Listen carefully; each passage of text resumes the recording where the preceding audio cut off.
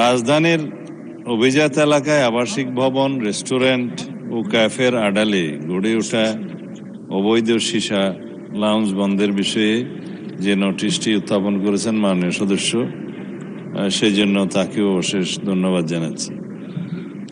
মাননীয় স্পিকার, মাদকদ্রব্য নিয়ন্ত্রণ আইন 2018 সংশোধিত 2020 এই সীসা খ শ্রেণীর মাদক দ্রব্য হিসেবে তফসিলভুক্ত। বর্তমান গণতান্ত্রিক সরকার মাদককে জাতীয় সমস্যা হিসেবে চিহ্নিত করে নির্বাচনী ইশতেহারে স্পষ্ট প্রতিশ্রুতি দিয়েছে। অবৈধ সীসা লাউঞ্জে সীসা ব্যবসা চালুর রাখার লক্ষ্যে রাষ্ট্রপক্ষের বিরুদ্ধে সীসা লাউঞ্জ মালিকগণ 5টি রিট মামলাগুলো পড়লাম না মাননীয় স্পিকার, পঠিত বলিয়া গণ্য করা হোক, দায়ের করেন। এসব রিট মামলায় মহামান্য হাইকোর্ট বিভাগের রুল ও নির্দেশনার বিরুদ্ধে মাদকদ্রব্য নিয়ন্ত্রণ অধিদপ্তরের আপিলের পরিপ্রেক্ষিতে মহামান্য আপিল বিভাগ অন্তর্বর্তীকালীন আদেশ ভ্যাকেট করে দিয়েছেন। স্বরাষ্ট্র মন্ত্রণালয়ের 8 এপ্রিল 2026 তারিখের একটি স্মারক নম্বর পঠিত বলিয়া গণ্য হোক মাননীয় স্পিকার। এই স্মারকে অনুমোদনবিহীন সীসা লাউঞ্জ নামক মাদক স্পট বন্ধের নির্দেশনা বাস্তবায়নে মাদকদ্রব্য নিয়ন্ত্রণ অধিদপ্তর সহ সংশ্লিষ্ট আইন শৃঙ্খলা রক্ষাকারী বাহিনী সমন্বিতভাবে কঠোর পদক্ষেপ গ্রহণ করেছে। কালার এক্সপার্ট, জর্জ স্যাপ এবং মাইল্ড অন হ্যান্ডস টেকনোলজি সমৃদ্ধ অরিক্স ক্রিস্টাল ওয়াশ আপনার লন্ড্রি এক্সপার্ট। মাননীয় স্পিকার, মাদকদ্রব্য নিয়ন্ত্রণ অধিদপ্তর কর্তৃক বিগত 16 এপ্রিল 2026 তারিখ রাতে রাজধানীর গুলশান 2 এলাকার 35 নম্বর সড়কে অবস্থিত অবৈধ সীসাবার দ্য কোর্টইয়ার্ড বাজার লাউঞ্জ এই অভিযান পরিচালনা করে আনুমানিক 5 কেজি সীসা এবং 35টি হুক্কা জব্দ করেছে। 20/4/2026 তারিখে এস লাউঞ্জ রেস্টুরেন্ট নামীয় অবৈধ সীসা লাউঞ্জ অভিযান পরিচালনা করে 4 কেজি সীসা ও 8টি হুক্কা জব্দ করেছে।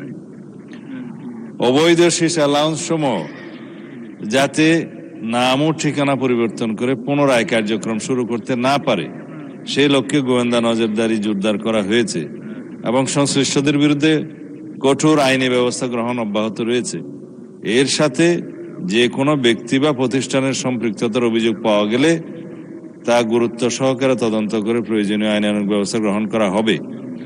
মহামান্য হাইকোর্ট বিভাগে সীসাবার পরিচালনার বিষয়ে রিট কারীগণের বিপক্ষে সর্বদা আইনি লড়াই পরিচালনা করার পাশাপাশি সীসাবার সমূহে নিয়মিত অভিযান পরিচালনা অব্যাহত রেখেছে মাদকদ্রব্য নিয়ন্ত্রণ অধিদপ্তর।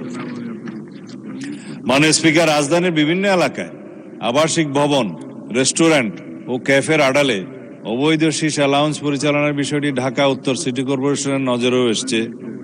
এই ধরনের কার্যক্রম জনস্বাস্থ্য, নগর শৃঙ্খলা ও আইন শৃঙ্খলার জন্য ক্ষতিকর এবং কোনোভাবেই গ্রহণযোগ্য নয়। ঢাকা উত্তর সিটি কর্পোরেশন নিয়মিত ভ্রাম্যমাণ আদালত ও তদারকি কার্যক্রমের মাধ্যমে অবৈধ সীসা লাউঞ্জ চিহ্নিতকরণ ও বন্ধে অভিযান পরিচালনা করছে।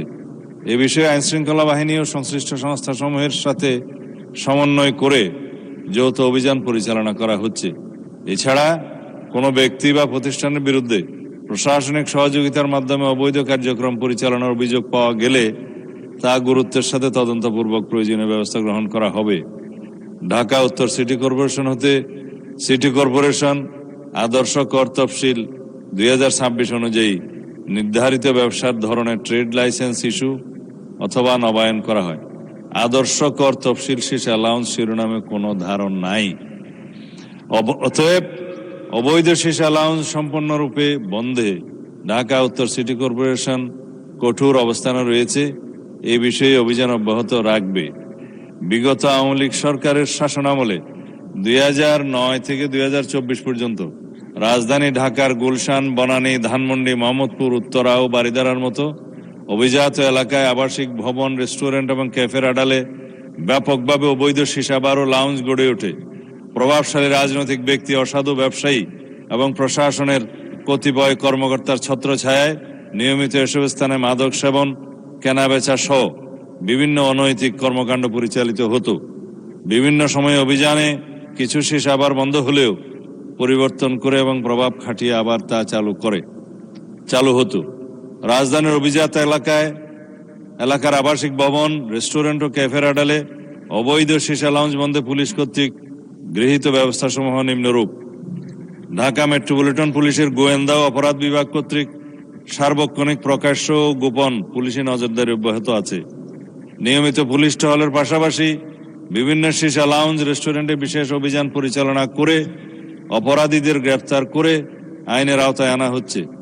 ঠিকানা পরিবর্তন করে অথবা কোনো আবাসিক বাসস্থানের আড়ালে কোনো প্রকার অবৈধ সীসা লাউঞ্জ যাতে পরিচালিত না হয় সেই লক্ষ্যে গোয়েন্দা নজরদারি অব্যাহত আছে। আবাসিক বা বাণিজ্যিক ভবনে অবৈধ সীসা লাউঞ্জ স্থাপন করে যাতে কেউ ব্যবসা করতে না পারে সেই বিষয়ে বিট পুলিশিং এর মাধ্যমে ভবন মালিকদেরকে সচেতন করা হচ্ছে। কোনো পুলিশ সদস্যের বিরুদ্ধে এই ব্যবসায় মদত দেওয়ার প্রমাণ পাওয়া মাত্রই তার বিরুদ্ধে বিধি মোতাবেক শাস্তিমূলক ব্যবস্থা গ্রহণ করা হচ্ছে। মাননীয় স্পিকার, মাননীয় সংসদ সদস্য জনাব জয়নুল আবেদিন ফারুক এমপি এর রাজধানীর অভিজাত এলাকায় আবাসিক ভবন, রেস্টুরেন্ট ও ক্যাফের আড়ালে গড়ে ওঠা সীসা বার বন্ধের বিষয়ে যদি কোনো সুনির্দিষ্ট প্রস্তাবনা মতামত থাকে তিনি তা আমাদেরকে অবগত করলে সে বিষয়ে আমরা প্রয়োজনীয় ব্যবস্থা গ্রহণ করার প্রতিশ্রুতি দিচ্ছি। মাননীয় স্পিকার, আপনাকে ধন্যবাদ। এ বিষয়ে শুধু একটা লাইন অ্যাড করতে চাই, এটা তো সীসা বার।